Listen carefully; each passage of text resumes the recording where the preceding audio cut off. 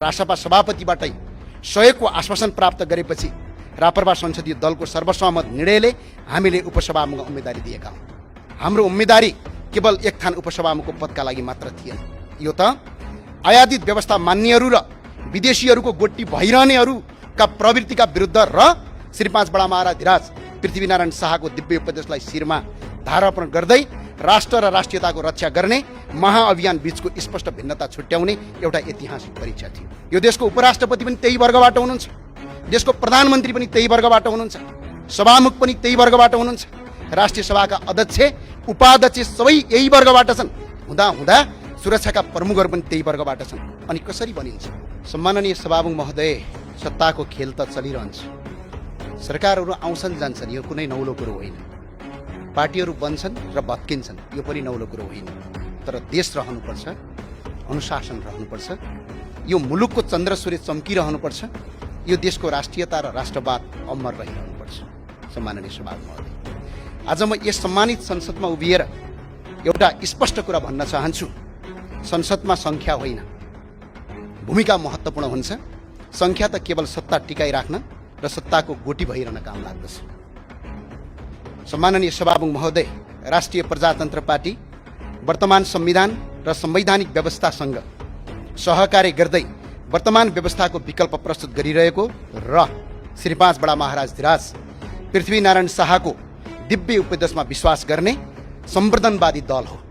हामीले नेपालमा सम्वर्धनवादको महत्त्वपूर्ण पाटोको रूपमा रहेको राजसंस्था सहितको प्रजातन्त्र, सनातन धर्म सापेक्ष हिन्दू राष्ट्रको पुनःस्थापना र आर्थिक हिसाबले बोजिलो र मुलुकमा आवश्यकता बिना भित्राएको संहिताको खारेजी जस्ता शासकीय स्वरूपमा आमूल परिवर्तनका मुद्दाहरू बोकेको हुँदा केवल एक थान उपसभामुखको पद हाम्रो प्राथमिकता नै थिएन र छैन पनि।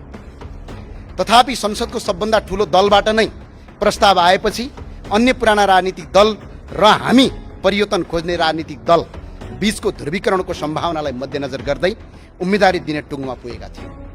यसै सन्दर्भमा हिजो बिहान एकातिर उपसभामुखको निर्वाचन सम्बन्धी छलफलमा अन्य प्रतिपक्षी दलहरूले रापरपालाई बाइपास गरी छलफल चलाइरहेका थिए भने अर्कातिर रासपा सभापतिबाटै सहयोगको आश्वासन प्राप्त गरेपछि रापरपा संसदीय दलको सर्वसम्मत निर्णयले हामीले उपसभामुखको उम्मेदवारी दिएका हौँ।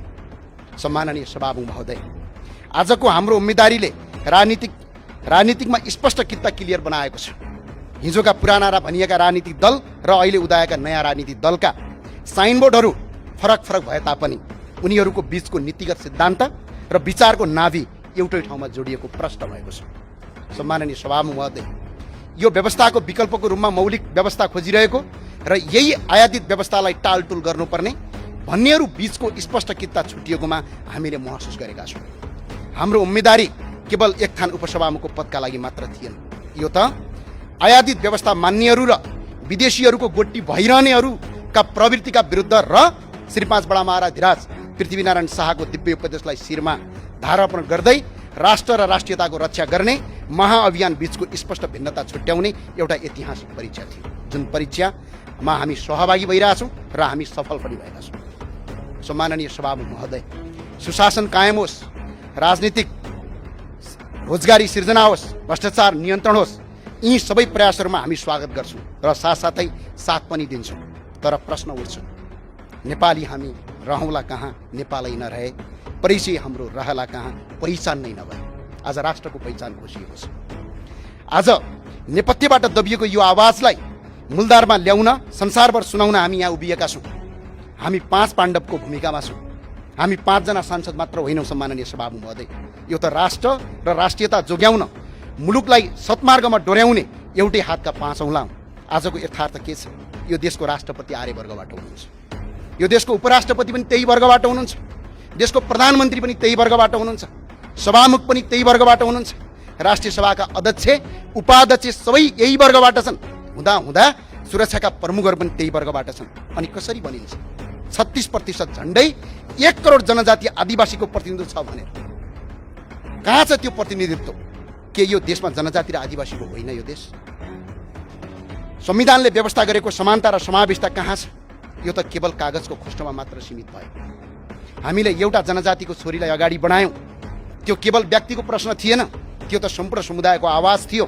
पहिचानको सङ्घर्ष थियो, तर फेरि पनि त्यो आवाज दबाइयो, केही छैन। पानी बग्दै गर्छ, हावा चल्दै गर्छ, तर प्रश्न यो हो, त्यो हावाको वेग कतातिर बगिरहेको छ, कसका पक्षमा बगिरहेको छ? यदि त्यो हावा सधैँ एउटै वर्गतिर मात्रै बगिरहने हो भने यो देशमा समानता कहिले आउँछ अनि न्याय कहिले स्थापित हुन्छ? एउटा युवा, भर्खरको युवा नेपालको छोरी यो देशको उपसभामुख हुँदै हुनुहुन्छ। यसमा हामीलाई कुनै आपत्ति छैन। हाम्रो साथ र समर्थनले बरु यसमा सुनमा सुगन्ध थप्नेछ भन्ने अपेक्षा गरेका थियौँ। तर त्यस्ता पदहरूमा सबैको साथ समर्थन लिएर अगाडि बढ्दा अझ राम्रो सन्देश जाने थियो। तर तपाईँहरूकै धोकाका कारणले त्यो हुन सकेन। तर खैर केही छैन। याद राख्नुहोला, समावेशी सहमति प्रजातन्त्रको मूलाधार हो। बहुमत र अल्पमत बीचको सहमति र सम्झौता प्रजातन्त्रको आत्मा हो। यो बचाइराख्नु हामी सबैको कर्तव्य हो। यो कर्तव्य हामी निर्वाह गर्छौँ, यसमा हामी टक्न सक्दैनौँ।